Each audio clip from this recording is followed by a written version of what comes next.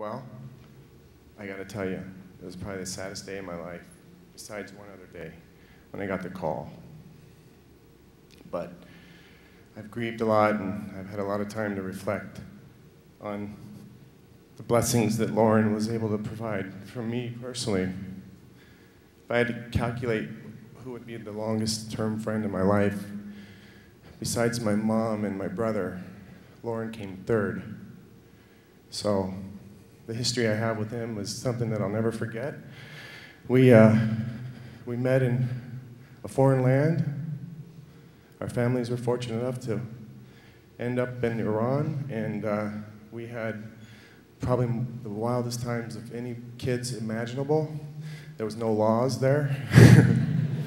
We had complete liberty and freedom, and in spite of all the temptations and in spite of the craziness that we all experienced, we always ended up on top. And Loren was like a brother to me all the while. He inspired me to take Taekwondo.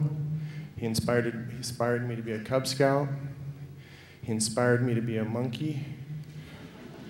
In fact, we actually had chances. We traveled, we've been to Belgium together. We spent time in Bangkok as families. Remember one time we were staying at the Siam Hotel, and they had a zoo in the back, and that was when bubble gum was really popular back in the middle 70s. And one of our most mischievous times when we tempted those monkeys with our bubble gum. And anyway, that was just sort of highlighted some of the daring and edge effects that Loren had. He's lived with me, we were neighbors. I mean, the chances of a friendship like that coming full circle from Iran to Meridian. And unfortunately, for the last 15 years, I moved away, and my friendship with him sort of got fragmented, and we sort of took different courses, and I live with a lot of pain of regret. And I think Ty said it best, that when you have a chance and the opportunity knocks, you have to take advantage of it. Because the Spirit was telling me, Loren, Loren, Loren. I thought of him often. I loved him like a brother, and I neglected my duty as a friend and brother. And I just hope that that's a lesson that we all can learn from, and we all hopefully won't have to live with that pain, because it's a lot easier to live with the discipline of doing the right things for your brothers and your friends and your family.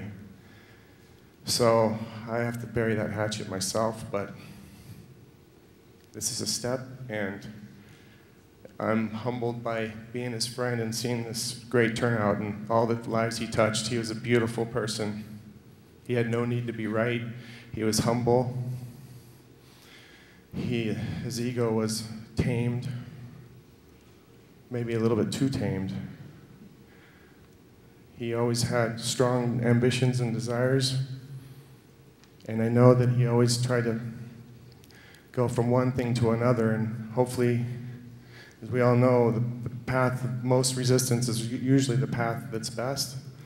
And I just wish I could have been a better friend at the end, because I think I could have helped him in some ways. I had no idea. This is shocking to me. So I guess the healing process has begun, and I hope that he's found his peace in his solitude. And I know that he was always a mother's boy, and I'm sure that weighed heavily on him. And so with saying that, I just want, his memory will always live with me, and I love him like a brother. And I'm sorry I forsook you, Loren. Okay, I have to finish this story because it is, Rusty, you said it best. I mean, we were so mischievous as kids, and bless my parents' heart if they'd ever known everything that we went through when we were overseas and ran wild in the kuches of Iran and ran wild through the floating markets of Bangkok, Thailand, and everything else. It was unreal. But the bubblegum story, and it was you and Loren that gave it to him, wasn't it? Well, there was this, yeah, we were there, but Rusty and Loren were the ones that gave it to him. And I don't know, I mean, you know, this was, you know, Hubba Bubba back in the day, you know, it was like the big thing. And they get these, like this whole pack of gum, and they chew it up. And then they throw it to these monkeys. And we take off. And we get ready to leave the hotel, and we're going back to the airport, and we all thought it was going to be cool to go back and see what the monkeys had done with this gum.